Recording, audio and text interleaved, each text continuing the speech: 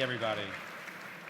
This is going to be one of the most exciting conversations that I'm going to have this week because as the global economy slows down, I get a lot of questions in my business about what is the outlook, what is going to happen. I write for Forbes, and so I get this question all the time. So we brought in an expert to talk about that and to give us her insights into 2023 in the fundraising playbook or roadmap. We've got Maëlle Gavet. She is the CEO at Techstars. And we don't have a lot of time. I could go on and on and on about your bio, from your work at the Boston Consulting Group, Time Magazine's list of top 20 female techpreneurs. But your resume speaks for itself, and so thank you for being with me today. We were talking backstage about the outlook, and it seems like the bottom has dropped out on raising money. Yeah. And you had some really interesting insights into what the market really is going to start looking like, and what you think it's going to look like going in the next year or so. Can you talk about that a little bit? So I think it's not going to be a surprise for anyone. Fundraising is becoming harder. I think what we don't talk enough about is what's happening in the VC industry itself. So we spend a lot of time talking about what the entrepreneurs need to do to continue to raise in this environment, and usually what you hear is, oh, don't worry, there is a ton of dry powder, and so if you're a good company, you're going to be able to raise. And the conversation that we are having at Techstars, because we have 3,300 companies in our portfolio, is let's just be a little strategic about what's happening in the venture capital world. What we're seeing right now is a lot of the venture capital firms are not going to be able to raise their next round. We believe that probably between 30 and 50% of venture capital firms are going to cease to operate. They're going to still manage their old funds, but they're going to transform themselves into zombie venture capital firms, which means that for the entrepreneurs, there's going to be significantly less venture capitalists that you can go to and talk to and hopefully convince them to give you money. What's likely also going to happen is that you're going to see more what we call mega funds, and I'm sure you've seen some of the headlines in the press, where now raising a multi-billion-dollar fund in venture capital is something that happens. What happens though when you have these mega funds of $2, $3, $5 billion is they're not going to do pre-seed, they're not going to do seed, they may be doing some Series A, but very unlikely. And so there is this additional challenge that we don't talk enough about, which is if you are a young startup, pre-seed, seed, Series A, where do you go? So spoiler, if it's pre-seed, you come to us, and then we'll kind of help you. But it's still a big challenge coming at us. Well, you guys did, what, 600 pre-seed investments last year, and you're growing to 800?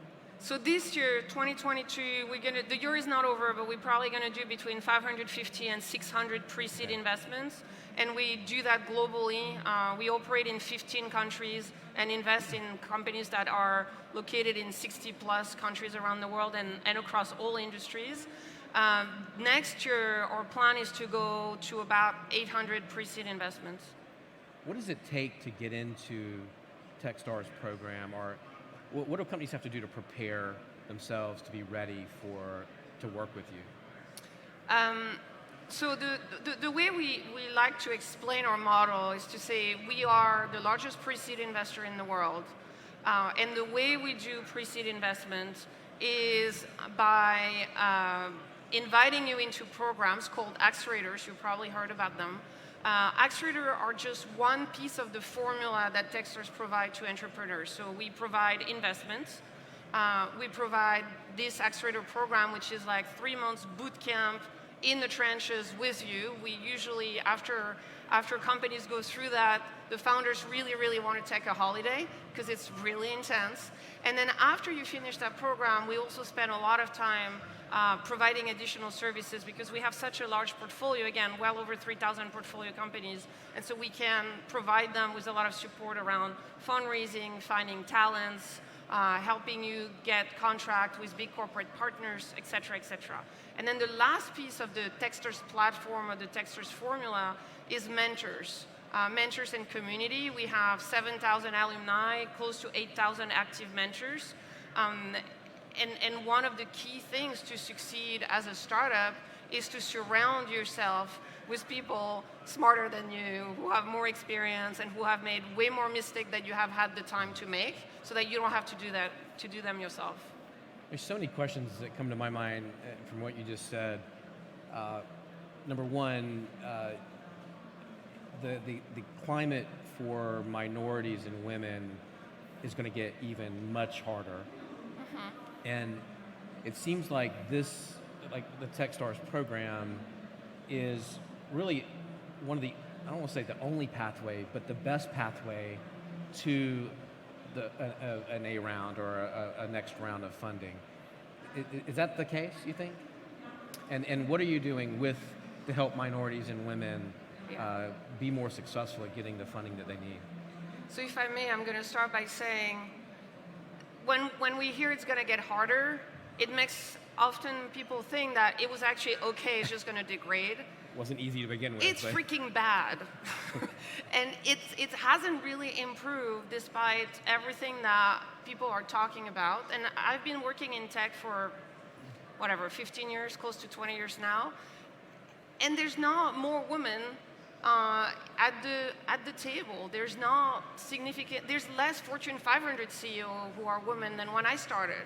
And tech hasn't improved. So yeah, it's probably going to get worse, but frankly, it was already so bad that I wouldn't fixate on like it's going to get harder. I would fixate on like it's already really, really bad and we need to do something about it.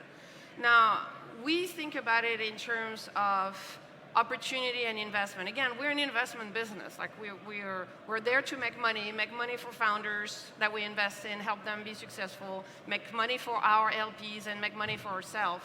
And so when we look at the startup market, what we see is a phenomenal pool of unstoppable founders who are truly representative of the world. And in the world, there's men and women.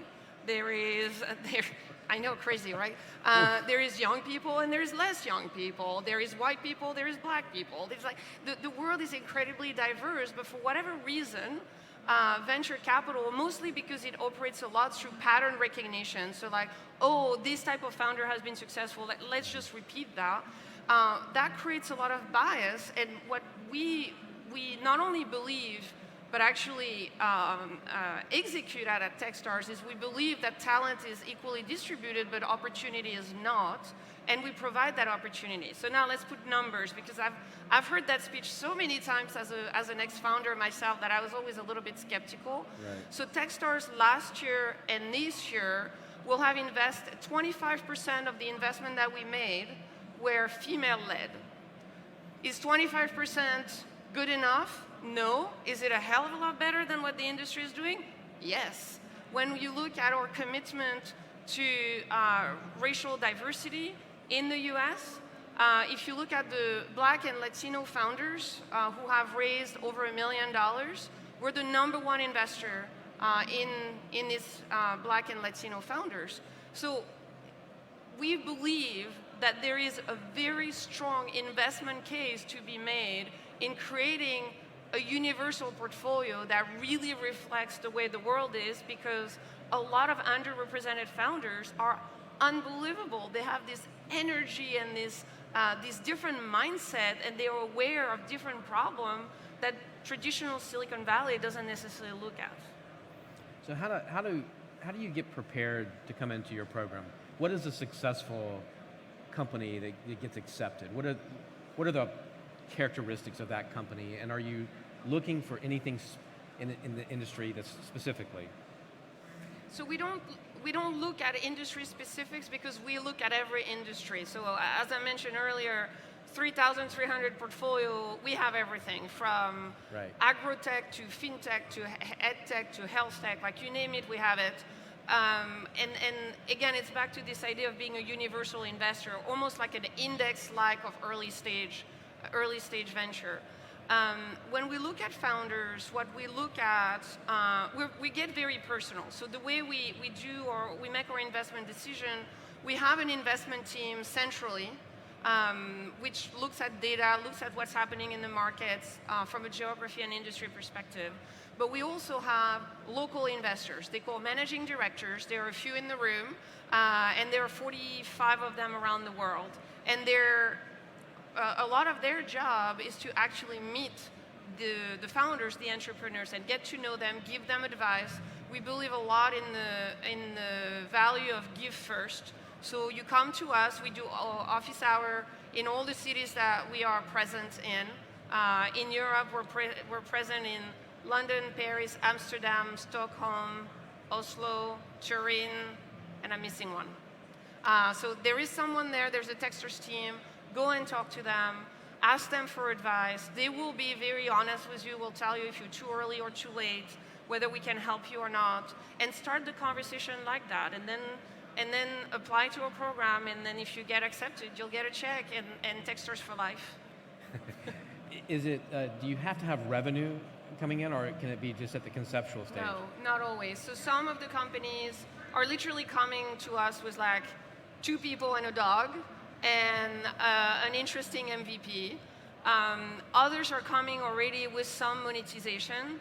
But what we look at is, do we believe the market is good and big enough? Do we believe that the founders have something that makes them different, whatever that is going to make them more resilient, more unstoppable? That's our internal terms. And then we think also a lot about what is the value proposition that we offer to them. Like we feel very strongly that giving a check is just the beginning. It's the bare minimum. And a lot of VC will tell you, oh, here's the check. Of course we're going to be there, but I can tell you as a 3-time founder, and I've raised a lot of money in my life from venture capital, I can count on one hand the number of venture capitalists who, after giving me a check, actually did something positive for my company. Techstars has very deliberately decided that besides the check, the value that we bring to founders is the 3 months boot camp and then the ongoing support after the program, and that makes a real difference in the trajectory of startups. So I want you to take your Techstars hat off for a second. Yeah. Not that you're really wearing one, but if. And as a 3-time founder, and I know you had one of those during the last recession, I think. Yeah. What do startups have to do, whatever stage you're in, to weather this recession? What are some things that people can really do? Because in my business, we grew 1,300% during the last recession. So there is opportunity, but I want to get your sense of what people really have to do to be successful, to weather it. Yeah, so I think most of you are familiar with this statistic, but out of 100 companies that are going to get pre-seed investment, less than 2% of them have historically been able to make it. And when I say make it, all I mean is had some kind of realization at some point. I'm not even saying a successful one, I'm just saying there was some liquidity involved. And that was during basically almost 12 years of bull market. We're now very clearly in a bear market. That 2% is going to drop dramatically. There's going to be significantly less startups who are going to make it. Not to depress you, but like this is a very, very important fact to remember. I think there's going to be a few lucky startups which are particularly adapted to the crisis. Like we've seen during COVID, for example, a lot of remote health tech companies have been booming. A lot of e-commerce companies have also seen incredible growth. Zoom, Peloton, I mean, we all know them. I can absolutely see the same thing happening right now with the current downturn. Like one of the things that we're very bullish at Techstars is food tech and agro-tech. And the reason why we're very bullish is because the disruption in food supply chain that has started with COVID and has been exacerbated by the war in Ukraine has made a lot of people realize that food security, which was a given in the Western world since World War II, was not a given anymore. And that we were probably in need of really thinking about what was going to be the next agricultural revolution. And then you add climate change and sustainability concerns, and then on top of that, a new wave of innovation around nanotechnology and a bunch of other stuff. And like, you have here a segment of the industry which is clearly going to continue in a paradoxical way, continue to benefit from the downturn. So if you're in that category, congratulations, you choose well, and that is the opportunity for you to grow and become the unicorns you've always dreamed of being. If you're not, I'm sure you've heard a ton of advices around like optimize for run rate and optimize for cash flow. Make sure that you really think through your best go-to-market strategy, potentially pivot, look at the segments of customers that are the most profitable and more likely to stay with you. I don't really need to go much more into the details of all of that. There's plenty of articles that you can read.